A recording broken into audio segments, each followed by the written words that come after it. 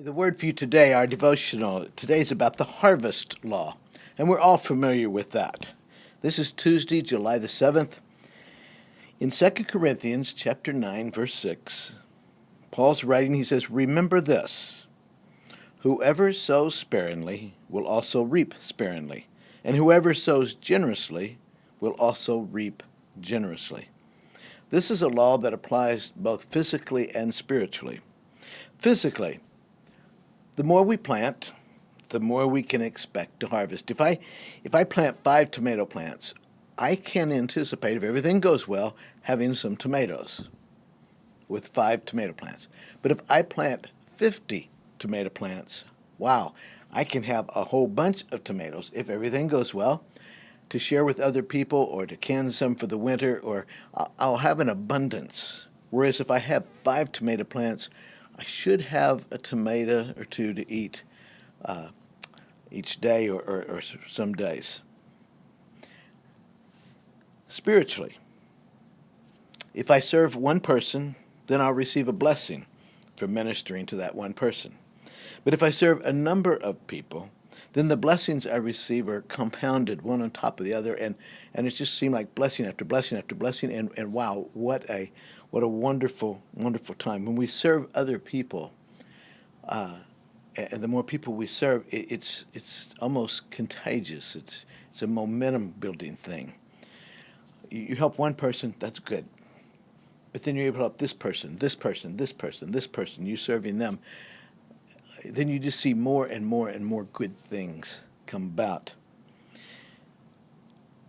Now, the farmer, when he puts his seed in the ground to plant his crop, it looks like he's just throwing it away. Seed goes in the ground, and there's no guarantee that it's going to come up. He has to have faith, and he has to trust. Trust in God and have faith that it's going to rain and that soil will cause the crop to grow, and he'll have a harvest.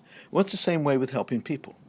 When we minister to others, we have no guarantee how they're going to respond to it. We trust God, and we have faith in God that what we're doing is right, whether there's any thank yous, whether there's any reward in it or not. We don't do it for that. We do it simply out of obedience to God. Sowing any amount requires believing in and trusting God for the results. Let me ask you, how much faith do you have? How much faith do you have? When you see somebody in need and you go to help them, have you ever helped somebody and then they reacted in a negative way? You think, great. I can remember opening the door for somebody one time. Looked like they were struggling. I opened the door, and they didn't say a word. They didn't look. They just kept going. And I just kind of said to myself, "You're welcome." Well, did I want them to say thank you? Yeah, I did. Well, I was expecting something, wasn't I? And that wasn't really right. I was helping them simply because I saw a need, and I helped. All right. When we help, we trust God for the results. When you plant a crop, you trust God for the results. And the harvest law says the more you do that, the more you can expect to get in return, even though you don't do it for that reason. There was a missionary in Africa, and he had a farm several miles from the mission station. And the season had been good. The rains had come. The sun was good. The corn grew. He had a lot of corn. And so he invited the public, the people in that area, to come and bring their baskets and come and help him to move the corn from the cornfield to the church, the station where they would be able to hand out the food. So people came. Some had big baskets and some had little baskets, and they all came, and they did that during the day. They'd fill up their basket and they'd take it to the store place where they would put the corn in so it could be distributed later to other people.